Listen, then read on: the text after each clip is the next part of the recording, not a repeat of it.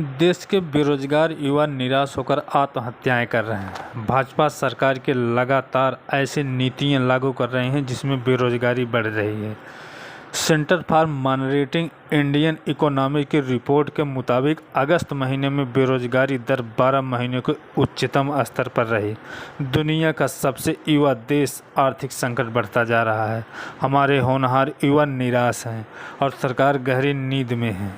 भारतीय राष्ट्रीय कांग्रेस की भारत जोड़ो यात्रा बेरोजगारी से परेशान युवाओं को भी आवाज़ बन रही है। भारत जोड़ो यात्रा का उद्देश्य क्या है? मैं उनसे पूछता हूं कि भारत जोड़ो शब्द ही अपने आप में एक महान उद्देश्य। कोई भी परिवार, समाज, देश तभी महान होता है जब उस देश के रहने वाले लोगों के मन भावनाएं जुड़ी हों, उसमें सहिष्णुता होती हो, उसमें सहयोग और सद्भावना होती है।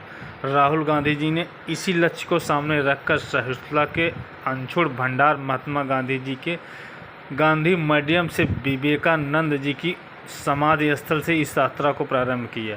3 सागर जहां मिलते हैं, सागरों की त्रिवेणी हिंद महासागर जो सागरों का सागर है, उसकी विशालता ही अपने आप में इस पदयात्रा के लक्ष्य को परिभाषित करती है।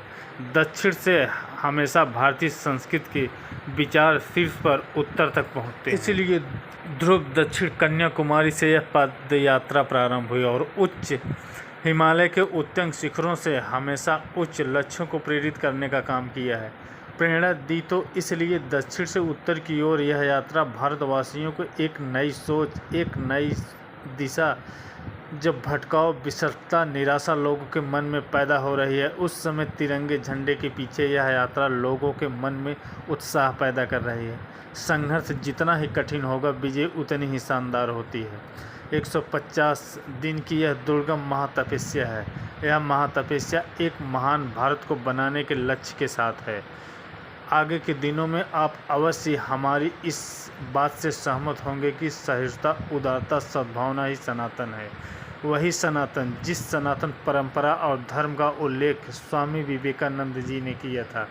आप ही इस भारत जोड़ो यात्रा से जुड़ रहे हैं।